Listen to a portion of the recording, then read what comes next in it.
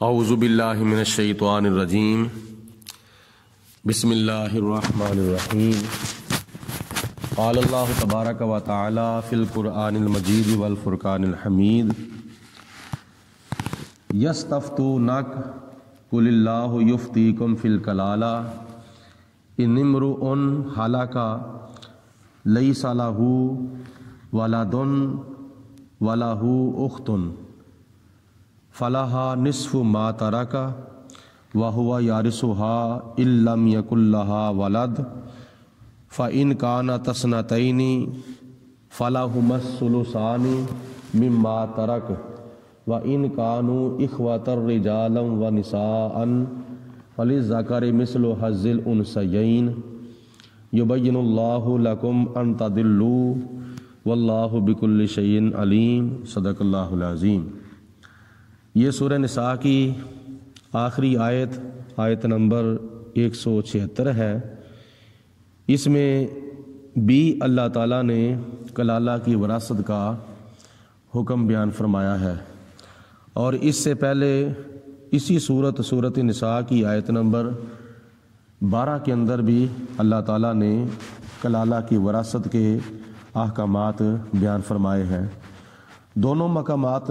میں فرق یہ ہے کہ سورۃ نساء کی آیت نمبر 12 کے اندر اللہ تعالیٰ نے کلالہ کے اخیافی بہن بھائیوں کا ذکر کیا ہے، اور سورۃ نساء کی یہ آخری آیت نمبر 176 میں اللہ تعالیٰ نے کلالہ کے الاتی بہن بھائیوں کا تذکرہ فرمایا ہے، کیونکہ بہن بھائی جو ہوتے ہیں وہ 2 قسم کے ہوتے ہیں، 3 قسم کے۔ ایک نمبر پر حقیقی بہن بھائی جو ماں کی طرف سے بھی سگے ہوں اور باپ کی طرف سے بھی سگے ہوں، اور اخیافی بہن بھائی ان کو کہا جاتا ہے جو ماں کی طرف سے سگے ہوں اور باپ کی طرف سے سوتیلے ہوں،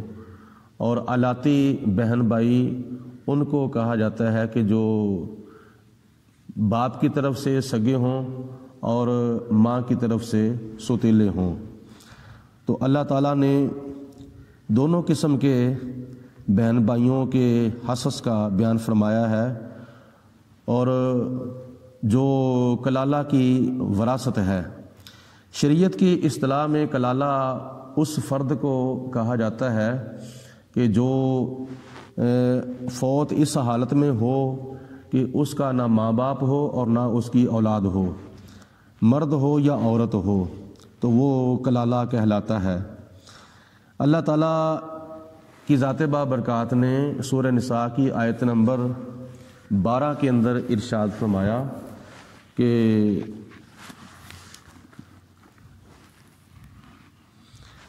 وَإِنْ كَانَ رَجُلٌ يُورَثُ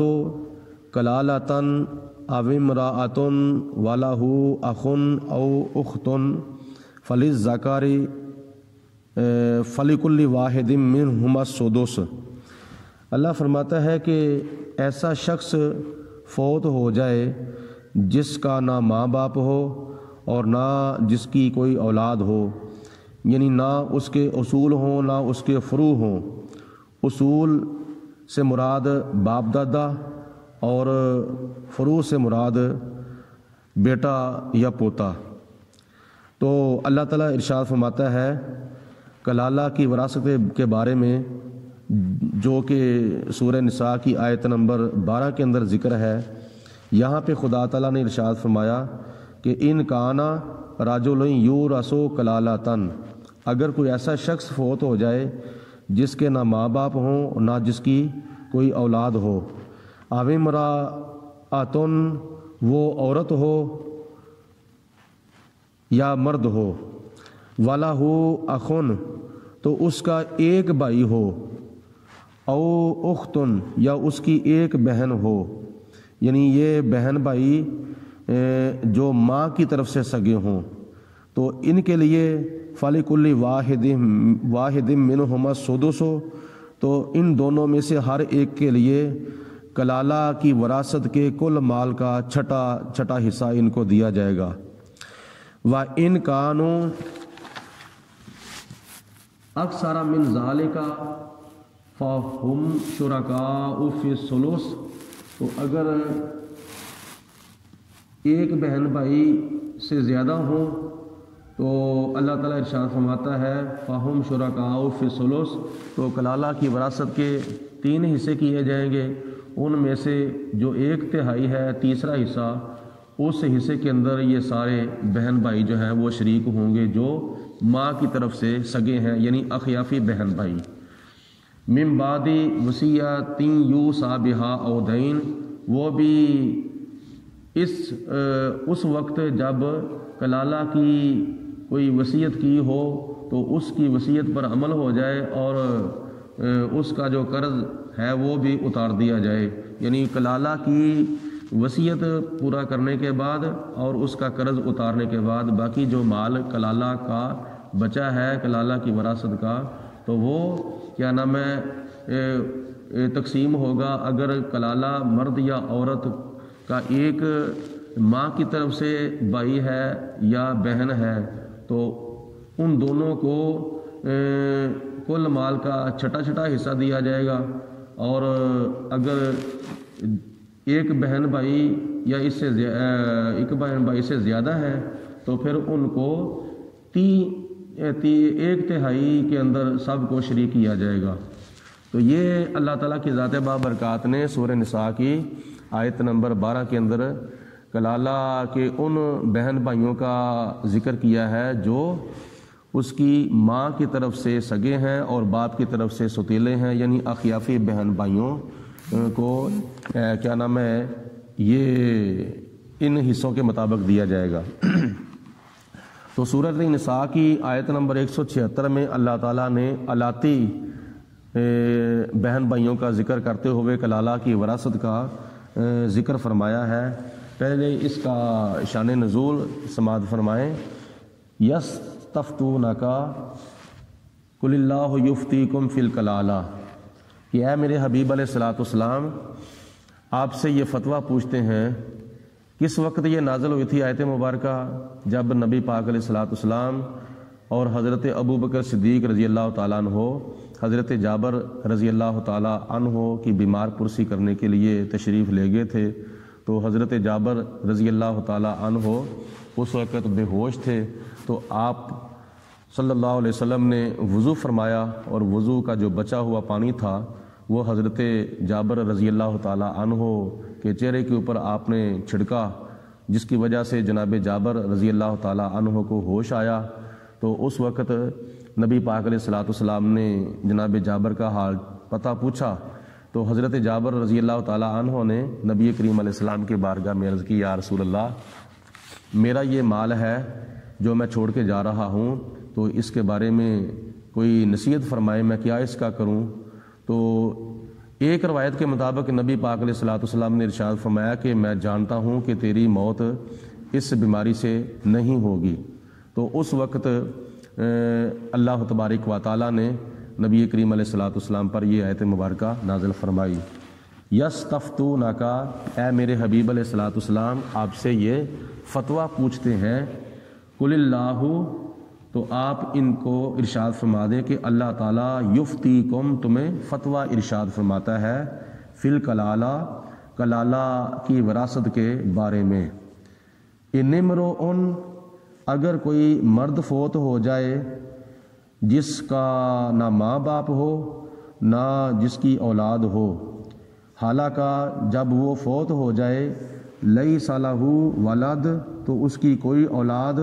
اور اس کا ماں باپ نہ ہو، ولہ اختن، اور اس کی ایک ہی بہن ہو جو احلاتی بہن ہو، یعنی باپ کی طرف سے سگی ہو، تو فلہا نصف ما ترک، تو کلالہ کی وراثت میں سے اس کی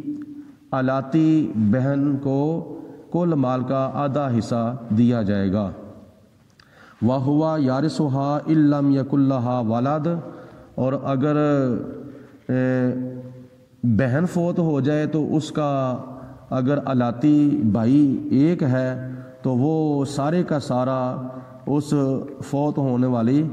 بہن کا مال جو ہے وہ اس کے الاتی بھائی کو دیا جائے گا، یعنی اس کے کل مال کا یہ اس کا بھائی وارث ہوگا۔ فَإِنْ كَانَ تَثْنَتَيْنِ،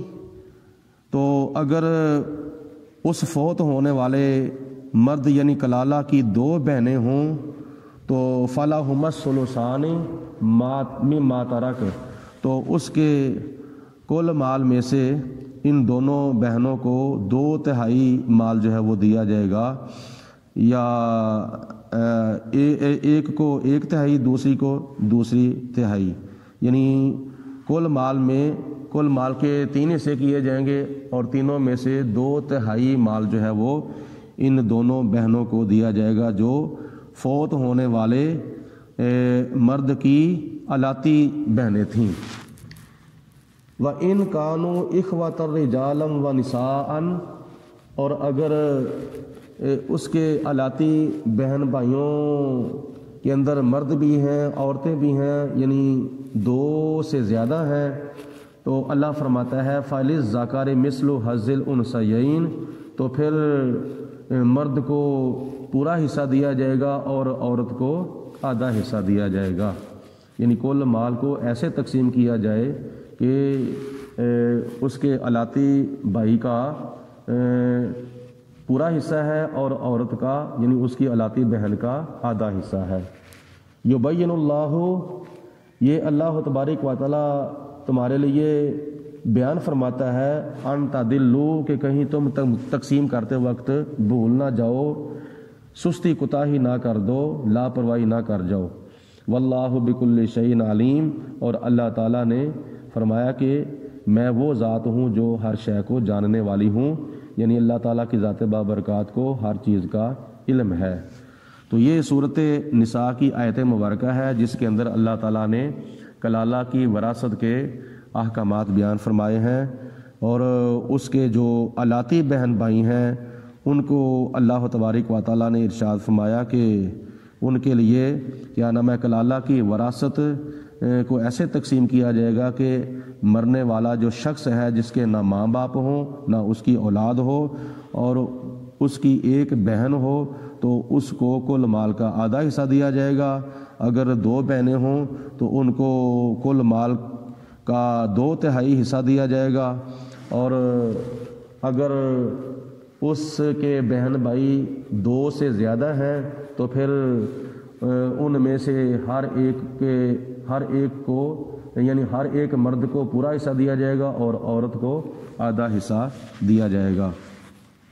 باقی رہی بات جو باقی مال بچا ہے تو وہ اس کے بارے میں کچھ فقہا نے لکھا ہے کہ وہ بیت المال کے اندر جمع کرایا جائے گا یا اس کے جو اسباط ہیں یعنی بھتیجے ہیں ان کو دیا جائے گا۔ تو یہ اللہ تبارک و تعالیٰ نے یہاں ارشاد فرمایا ہے کلالہ کی وراثت کا بیان، یعنی سورہ نساء کی آیت نمبر 12 کے اندر اللہ تعالیٰ نے کلالہ کے ان بہن بھائیوں کا ذکر کیا ہے جو اس کی ماں کی طرف سے سگے ہیں، باپ کی طرف سے ستیلے ہیں، تو یہاں اللہ تعالیٰ نے کلالہ کے ان بہن بھائیوں کا ذکر کیا ہے جو ماں کی طرف سے ستیلے ہیں اور باپ کی طرف سے سگے ہیں، یعنی الاتی بہن بھائی۔ تو اللہ تعالیٰ کی ذات بابرکات ہم سب کو عمل کرنے کی توفیق عطا فرمائے۔ کل انشاءاللہ تعالیٰ سورہ مائدہ کا آغاز ہوگا۔